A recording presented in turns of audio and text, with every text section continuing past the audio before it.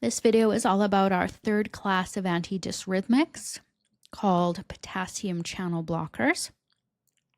So antidysrhythmic drugs are drugs that we can give to either impact rate or rhythm.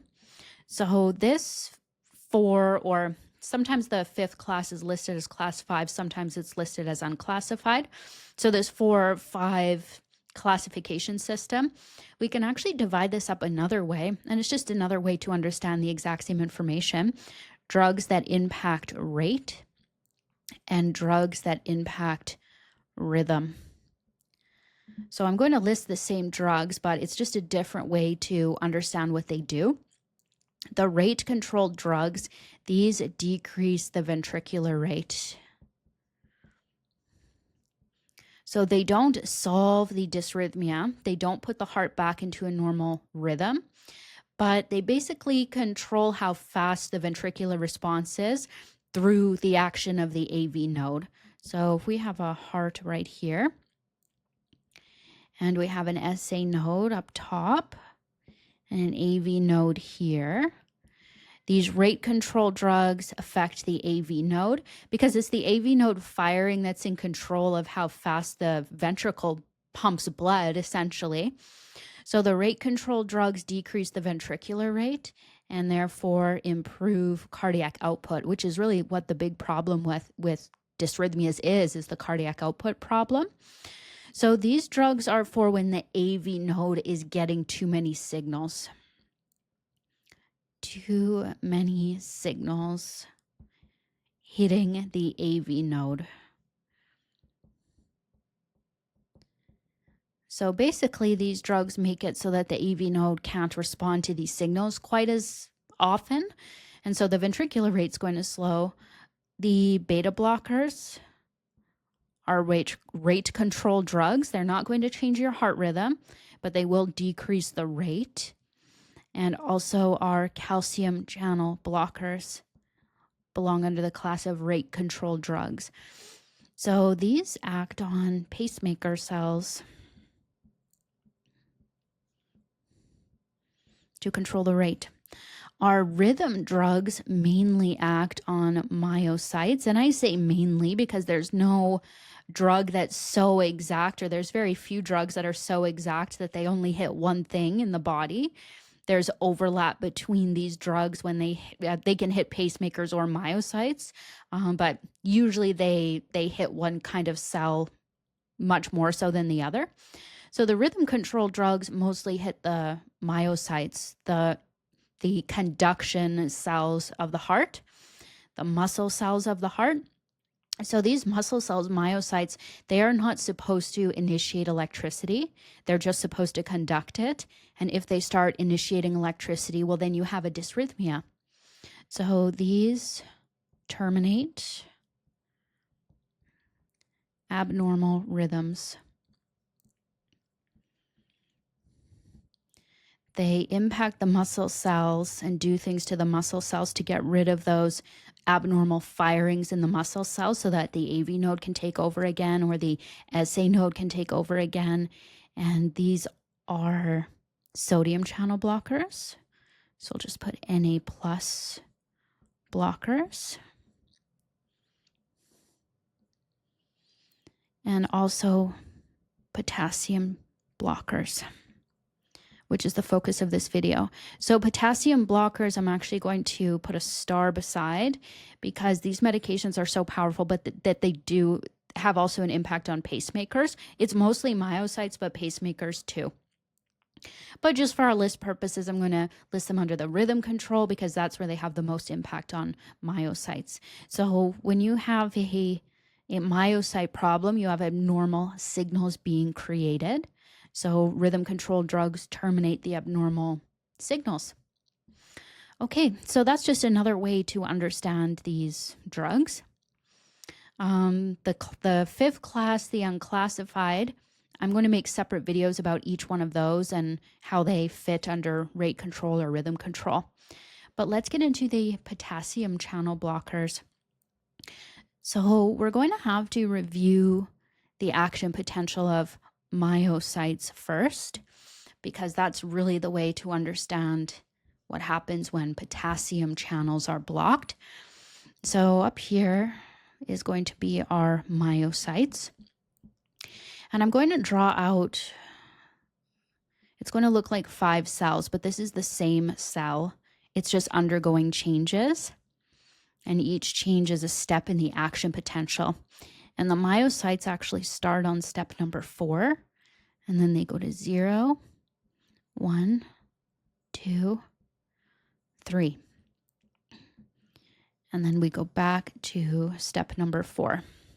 So what I'm describing here is what is supposed to happen with a myocyte. In phase 4, that myocyte is just sitting there. It's negative on the inside, and it's waiting for an impulse to come hit it. So here comes the impulse from either the pacemaker cell or the myocyte that's carrying the impulse. So it hits the cell that has that negative charge on the inside, and it causes it to depolarize. And how does it do that? It opens fast sodium channels. And as you could guess from the name, sodium comes rushing into the cell. So now the cell is depolarized. It's positive on the inside. Next thing that happens is it still remains positive on the inside. Now I'm on phase number 1, and we still have those sodiums sitting inside the cell. But here, because now the inside of the cell is so positive that the positive ions are very motivated to leave. So potassium starts leaving the cell. So the cell stays positive on the inside. It's a little bit less positive than it was at phase 0, but it's still positive on the inside. Phase 2 is when we have our calcium channels open. And this is when muscle contraction happens. So obviously calcium, very important for muscle contraction. Calcium starts going in. And of course, we still have that sodium sitting in there. And now this potassium is really motivated to leave the cell because there's so many more positive charges inside of it now that that calcium has started showing up. So the inside of the cell is still positive at phase number 2. It's phase number 3 that the inside of the cell starts becoming negative. And the reason it became negative is because of all that potassium pouring out that actually started pouring out in the first phase. And then it got even more motivated in the second phase, and now it's even more motivated in the third phase. So we have even more potassium pouring out. And the cell gets back to its resting potential by the action of the sodium potassium ATPase pump. So we'll just call it sodium potassium ATPase. And you get the sodium rushing out, of course, 3 sodiums. And also the cell resets through the action of the calcium, the sodium calcium exchanger. I have a whole video getting more into detail on those things, but for the purposes of this video, I just want you to notice that potassium starts leaving the cell, and it's potassium leaving the cell that gets the cell to be negative on the inside again. So that's myocytes. Now pacemakers, they have an action potential all on their own, but you're going to see some similarities between pacemakers and myocytes. So there's actually 3 phases to the pacemaker action potential, but I'm going to draw out 4 cells because phase 3 is kind of hard to understand unless you divide it into 2 steps. So there's only 3 phases, but for understanding purposes, I'm listing out 4. This action potential starts at 4, then it goes to 0, 3, and this is 3 again. So here with the pacemaker, the inside of the cell is negative when we start out with on phase 4, and we have sodium just kind of slowly leaking into the cell. And again, I have a whole video on this getting more into detail, so this is just a quick summary of what happens. That sodium going into the cell actually opens up calcium channels, and that's what happens in phase 2. Calcium channels open and calcium rushes into the cell, and of course we have that sodium still sitting in the cell. So now the inside of the cell becomes positive. The cell is depolarized. On phase number 3, we have, you can probably guess what's going to happen next here. We have the calcium on the inside and we have the sodium on the inside. And now, just like in the myocytes, we have potassium starting to leave. So potassium channels open. That potassium is very motivated to get out because it's so positive on the inside of the cell. So that's phase 3. The inside of the cell has now become negative. And for the cell to get back to its resting potential, so to get from phase 3 back to phase 4 again, we need that ATPase pump, and we need the sodium-calcium exchanger. Sodium-calcium exchanger. And that's how the cell gets from phase 3 all the way back to phase 4. And you will notice that in pacemaker cells, it is the potassium leaving that leads to the cell being repolarized again, being in its resting stage so it can formulate, so it can create another impulse. So potassium plays a big role in the rest, the reset of pacemaker cells, and it plays a big role in the rest, the reset of cardiac myocytes. A cell has to turn on and then turn off repeatedly in order to conduct an electrical impulse, to get an electrical impulse through. So if it can't repolarize, it can't rest, it can't turn off, that means that it can't be ready for the next signal. So it can conduct the first signal, but anything subsequent to that, it won't be able to conduct because it never repolarized, and you need it to repolarize to get back to depolarization. You need the cell to get to step number 3 in order to get to step number 4. I should say phase number 4. Same thing with pacemakers. That cell has to get negative on the inside again, which is what repolarization is, in order to generate an impulse. And it's going to be pretty obvious what potassium channel blockers do. I'm going to write this in red. They block, I'm on cardiac myocytes now, they block the efflux of potassium from the cell. So they don't totally shut it down completely, but they're blocking enough channels that potassium isn't leaving too quickly, so that means the cell isn't repolarizing too quickly. The number 1 potassium channel blocker that I have seen in use, Amiodarone. So let's look at a clinical story where this drug might be used. Let's say we had a 64-year-old and he was waiting in the emergency room, and he came in because of chest pain, shortness of breath, and he was sitting in the waiting room. He loses consciousness. So the nurse runs up to him and finds that he has no pulse and he's not breathing at all. So she called a code blue at this point, cardiac arrest. He got a cardiac monitor put on, so which are basically little pads, and they're connected to a monitor, a screen, so you can see the electrical activity of the heart. And instead of a sinus rhythm, which is a normal heart rhythm, he was in something called ventricular fibrillation. In ventricular fibrillation, the ventricles aren't even squeezing anymore. They're just quivering. So you have absolutely no cardiac output, which is why he had no pulse, because his ventricle wasn't squeezing to create a pulse, and why he lost consciousness. So no cardiac output, of course, no brain perfusion, no perfusion at all going on. So his ventricles are quivering, but this is still a cardiac arrest. His heart is not pumping blood at all. a defibrillator was applied. Defibrillator.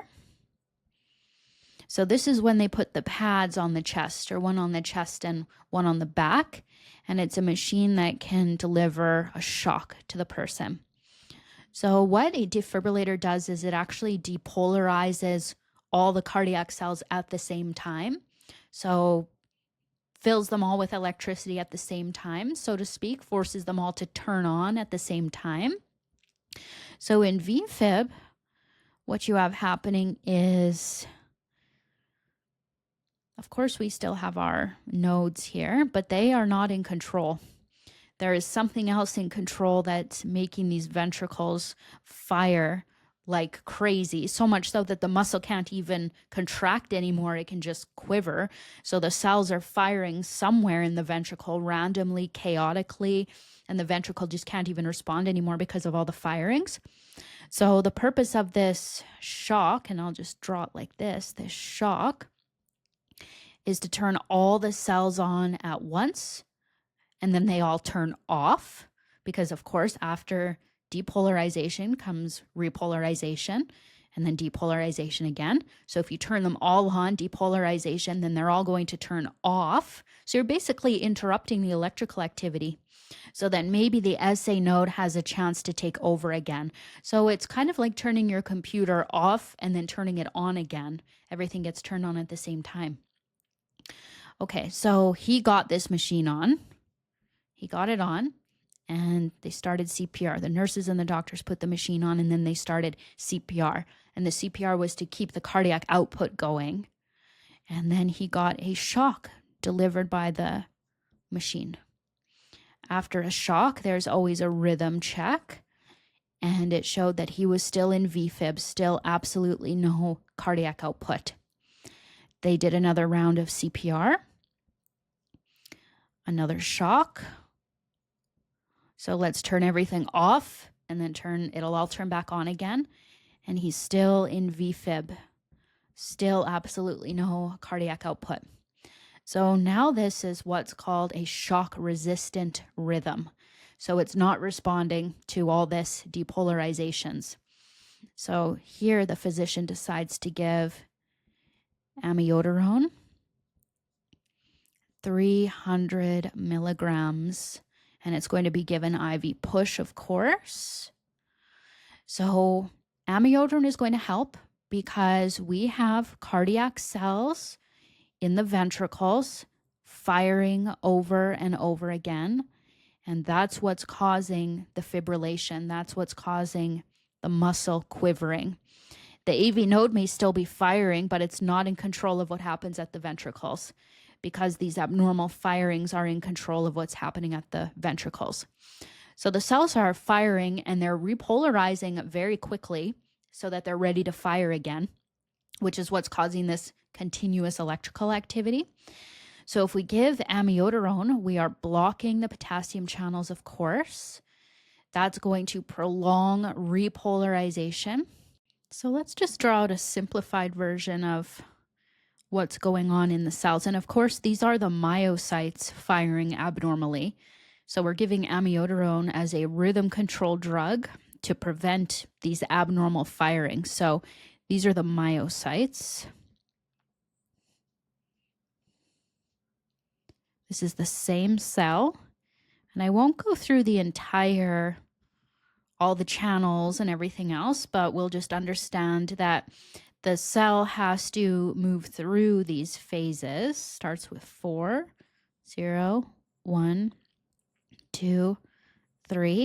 So the cell moves through these phases and fires again and again.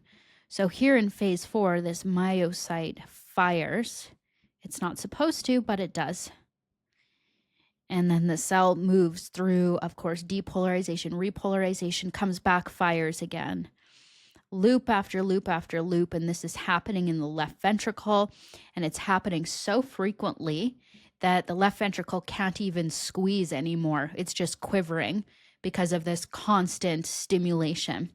So giving someone amiodarone, although we learned the potassium efflux starts happening here, amiodarone actually works in phase 3.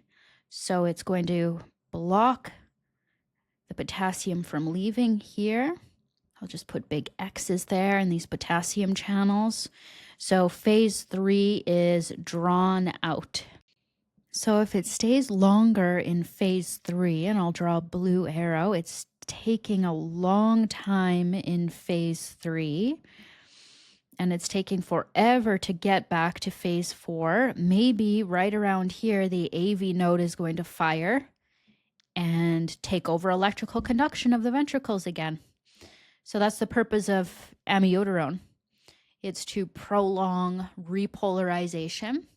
So we have a chance to get back into the correct electrical pathways.